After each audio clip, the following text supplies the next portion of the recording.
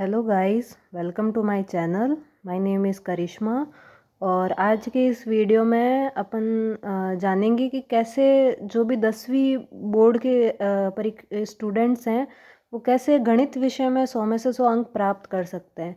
तो बहुत से बच्चे जो अभी 10वीं की परीक्षा देने वाले हैं फरवरी या मार्च में, चाहे वो हिंदी माध्यम के हो या अंग्रेज़ी माध्यम के हो, और आरबीएसई बोर्ड के हो या सीबीएसई बोर्ड के, और जो बच्चे गांव में सरकारी स्कूलों में पढ़ते हैं या फिर जिनके घर में उनके पास में इतनी गाइडेंस नहीं है कि वो कैसे परीक्षा की तैयारी करें या फिर किसी सब्जेक्ट को पढ़ें, तो ये वीडियो इन स्टूडेंट्स के लिए हैं कि वो किन पॉइंट्स को फॉलो करें, किन चीज़ों को वो प्रैक्टिस में लाएं, ताकि जो 10वीं की परीक्षा होने वाली है उसमें वो गणित विषय में बहुत अच्छा एक स्कोर कर पाए।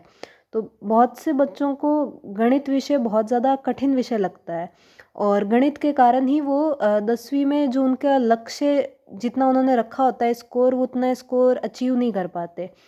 तो जबकि जब मैंने 2018 में 10वीं की परीक्षा दी थी, और जब 12वीं की परीक्षा 2020 में दी थी, तो दोनों बार ही गणित ऐसा सब्जेक्ट था जिसमें मैंने 100% स्कोर करा था। तो आप लोग भी जो बातें मैंने फॉलो करी, जो सारे के सारे पॉइंट्स मैंने फॉलो किए, तो आप भी उन पॉइंट्स को फॉलो कर सकते हो और उन चीज़ों को ध्यान में रख सकते हो, ताकि आपका भी एक अच्छा स्कोर 10th बोर्ड में बने और गणित विषय की वजह से आपका स्कोर नीचे ना जाए। तो इन पॉइंट्स का आपको ध्यान रखना है, चाहे कोई भी आप हिंदी माध्यम से हो या इंग्लिश मीडियम से हो। तो पहला पॉइंट यही है कि आपको अपना सारे चैप्टर्स आपको कंप्लीट करके जाने हैं। मतलब गणित जैसे उसकी जो एनसीईआरटी की ऑफिशियल बुक होती है, जैसे आप जो भी आप किताब 10वीं की खरीद के लेके आते हो, या फिर आपके स्कूल में, अगर आपको सरकारी स्कूल में आपको सरकार की जो बुक मिलती है, तो उस किताब में जितने भी जो पार्ट हैं, कम से कम 16-17 पार्ट होते हैं, तो उसमें से आपको छोड़ना कुछ नहीं है। तो बहुत से बच्चे ना सारे टॉपिक्स करके भी नहीं जाते हैं, तो ये चीज़ ध्यान में रखनी है कि आपको एक भी पॉइंट, एक भी टॉपिक कोई भी नहीं छोड़ना है। आपको सारे 16 प्रश्नावलियाँ हैं, 16 पार्ट हैं, वो सारे करके जाना है।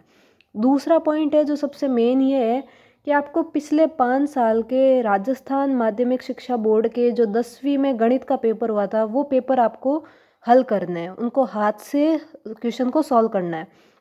और अगर वो क्वेश्चन आप नहीं खरीद सकते मार्केट से, तो वो ऑनलाइन आप मोबाइल फ़ोन में गूगल से भी डाउनलोड कर सकते हो। बहुत सारी ऑनलाइन वेबसाइट है, और आरबीएसई की ऑफिशियल वेबसाइट से भी आप डाउनलोड कर सकते हो क्वेश्चन पेपर, और उन क्वेश्चन पेपर को आप हाथ से अपनी कॉपी में लिखें और उनको सॉल्व करें।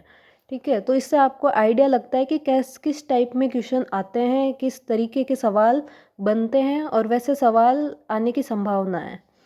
तीसरा ये कि बहुत से बच्चे ये गलती करते हैं कि जैसे कोई पार्ट होता है तो उसमें प्रश्नावली होती है, तो उस प्रश्नावली के सवालों को तो वो हल करके चले जाते हैं, लेकिन जो उदाहरण होते हैं, जो सॉल्व्ड एग्जाम्पल होते हैं, मतलब किताबों में ही उन सवालों का आंसर लिखा हुआ होता है, हल किए हुए होते हैं, उनको वो हल नहीं करके जाते, उनको वो छोड़ देते हैं। तो कई बार वो सवाल एज इट इज़ आ जाते हैं।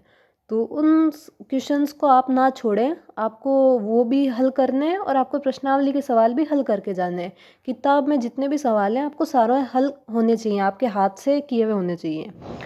चौथा पॉइंट ये कि बहुत से बच्चों को ये लगता है कि गणित एक थ्योरेटिकल सब्जेक्ट है, मतलब थ्योरेटिकल नहीं है, वो एक न्यूमेरिकल सब्जेक्ट है, जिसमें बस आपको गणित के सवालों को हल करना है और आपको उत्तर आना चाहिए, कैलकुलेशन करनी है।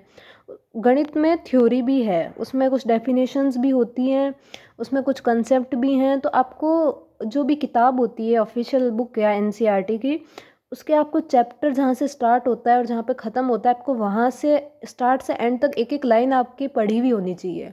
और जो भी आपको इम्पोर्टेंट उसमें डेफिनेशन लगे, बात लगे, उसको आप अंडरलाइन करो, और परीक्षा से पहले आपको वो चीज़ें पढ़ के भी जाननी है। तो आपको गणित को भी पूरा किताब लाइन टू लाइन पढ़ना चाहिए, उससे आपकी बेटर अंडरस्टैंडिंग होती है और उससे आप सवालों को आसानी से हल कर सकते हो।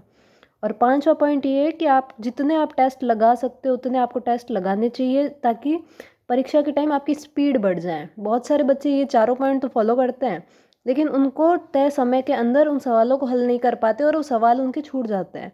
तो आपको हर हफ्ते संडे को या फिर हर 3-4 दिनों में आपको 1-3 घंटे का टेस्ट घर पे बैठ के देना चाहिए, ताकि आपकी स्पीड इंक्रीज़ हो।